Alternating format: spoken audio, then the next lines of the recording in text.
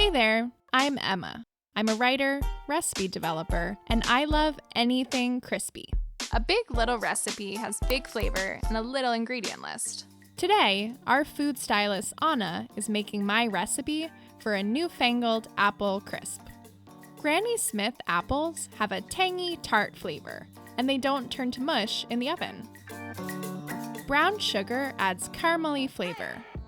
Most recipes come together in casserole dishes, but we're using a wide, flat sheet pan. This means lots of crunchy topping in every bite.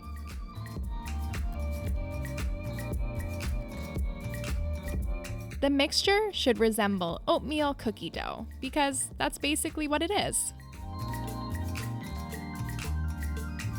Bake until the top is golden brown. It will crisp more as it cools.